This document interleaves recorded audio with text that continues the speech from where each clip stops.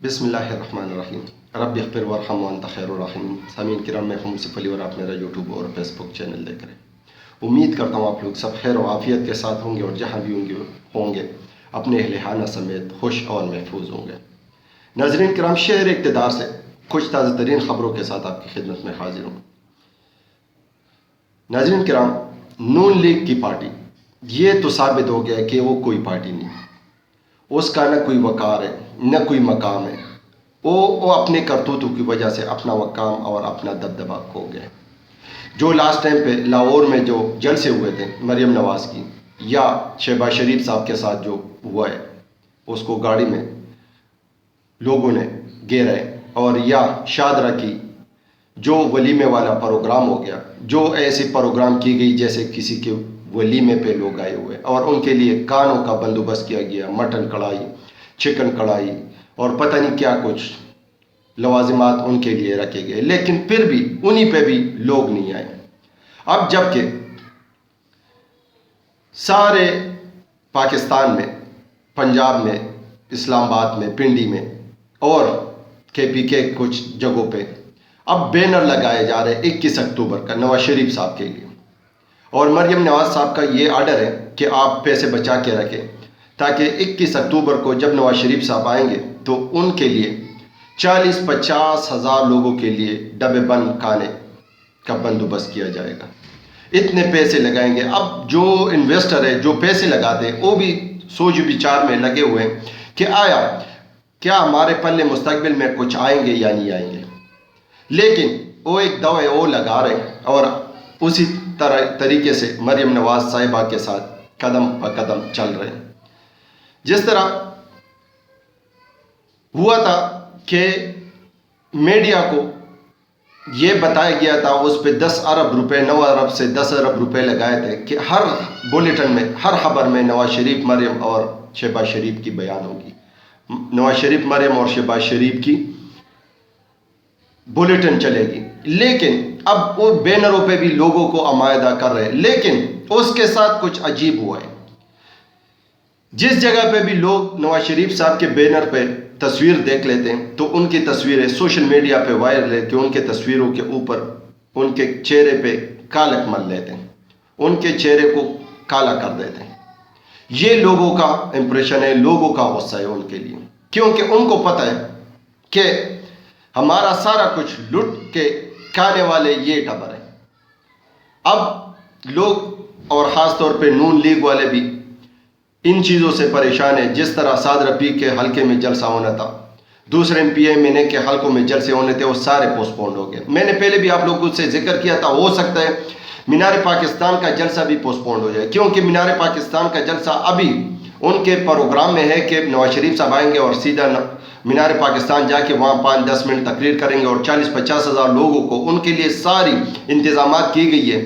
Convention میٹنگیں، سارے جلسے ملتوی کر دیے گئے، اور ان کے لیے انتظامات اس طرح کیے گئے کہ لوگوں کو کسی نہ کسی طریقے سے مجبور کر کے گھیرنے اور ان کو یہ لالچ دینے کہ کھانا دیں گے، کرایہ دیں گے، آنے جانے کا ٹکٹ دیں گے، اور واپس آپ لوگ کو اپنے گھر تک ہم پہنچائیں گے، لیکن آپ لوگ ویٹ کریں اور بیٹھ جائیں۔ اب دیکھنا یہ ہے کہ کوئی مجبور، بے بس، پیٹ سے بھوکا بندہ، یا تو وہ کھانے کے لالچ میں وہاں آئیں گے، اگر ہلکا سا بھی اس میں تھوڑی سی سکت ہوتی ہے وہ کبھی بھی اس جلسے میں نہیں آئیں گے، اور یہ وقت ثابت کرے گا، یہ دیکھنا ہے میں نے اور آپ نے۔ دوسری طرف ندیم ملک صاحب ایک بہت نامی گرامی جرنلسٹ ہے،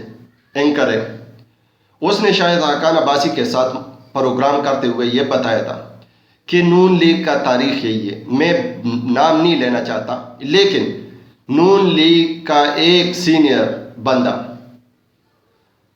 طاقتور کے پاؤں پہ پڑ گیا تھا کہ ان کو ہٹا دے اور ہمیں آنے دے، ہمیں خدمت کرنے کا موقع دے۔ اسی طرح کیانی صاحب کے ساتھ بھی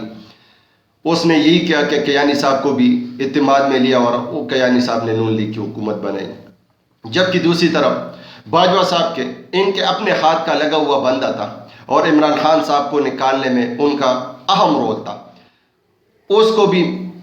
پاؤں پہ پڑ گئے تھے، اس کے پاؤں کو ہاتھ لگایا تھا کہ عمران خان صاحب کو نکال دیں اور ہمیں آنے دیں،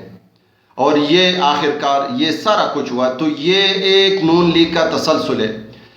ندیم ملک صاحب کہہ رہے کہ وہ شروع سے جب بھی وہ وزیر اعلیٰ سے منسٹر بنا ہے، پی ایم ہاؤس اس کا وزٹ ہوا ہے، تو وہ شروع سے اسی طرح اسٹیبلشمنٹ کے حلقوں کو منتیں سماجتیں کر کے اپنا لوہا منوا لیتے، اور جب ان کا اقتدار میں آ جاتے تو پھر آنکھیں دکھانا شروع کر دیتے۔ تو اس پہ شاید حقان عباسی صاحب نے خود کہا کہ اس لیے تو لوگ ہمارے طرف دیکھتے نہیں ہیں، ہماری طرف لوگ مائل نہیں ہو رہے، کیونکہ ہم نے اپنا کھویا ہوا مقام اتنا گرا دیا ہے تاکہ کوئی بندہ ہمارے اوپر اب اعتبار کرنے کے لیے راضی نہیں ہے۔ دوسری طرف شاہ حقان عباسی صاحب نے یہی کہا کہ اسی وجہ سے میں بار بار یہ ذکر کر رہا ہوں کہ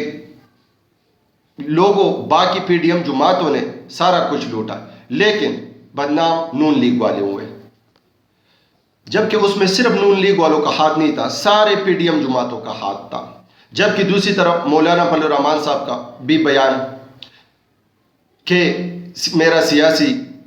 مخالف اگر قید میں ہو تو مجھے الیکشن کا مزہ نہیں آئے گا۔ اس طرح خورشید صاحب نے بھی دھیمی آواز میں یہ اعلان کرنا شروع کر دیا کہ الیکشن نظر نہیں آ رہے،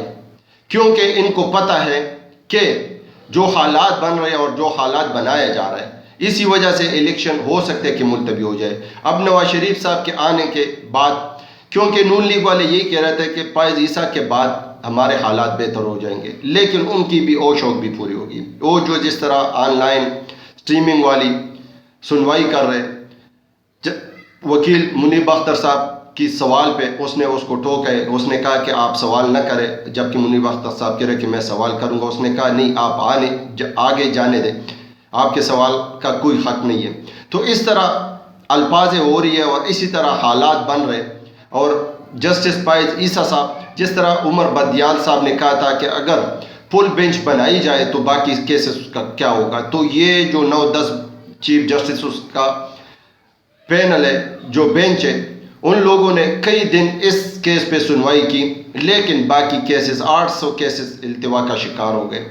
تو یہ ساری چیزیں یہ، لیکن صرف اور صرف نون لیگ والے کو اب یہ سمجھ نہیں لگ رہی ہے کہ ہم اپنا کھویا ہوا مقام کس طرح حاصل کریں اور کس طرح ابھرے اور کس طرح سامنے آئے اور الیکشن میں لوگوں کا سامنا کرے، کیونکہ ان کے اپنی پوزیشن کا پتہ ہے کہ ہمارا یہی پوزیشن ہے۔ لوگوں کو کتنے کھانے پینے پہ، کرایوں پہ اور مجبور کر کے لوگوں کو کتنا کرو گے؟ آخر کار نواز شریف صاحب کا چہرے پہ کالک مل لی گئی ہے، اور اس طرح شہباز شریف صاحب کے ساتھ بھی اور مریم نواز صاحبہ کے ساتھ، کیونکہ جلسوں میں آتے ہیں ان کے کانوں پہ کرایوں پہ، لیکن نعرے عمران خان زندہ باد کے لگ رہے۔ تو یہ تو ایک پوزیشن ہے نون لیگ والوں کی۔ اب نیکسٹ ویلاگ میں آپ لوگ کے ساتھ ڈسکس کروں گا کہ چیف جسٹس کا کس کے ساتھ مکالمہ اور تلخیہ ہو رہی ہے۔ سامعین کرام، مجھے اجازت دیجیے، ملتے ہیں نیکسٹ ویلاگ میں۔ پاکستان زندہ باد، پاکستان پائندہ باد۔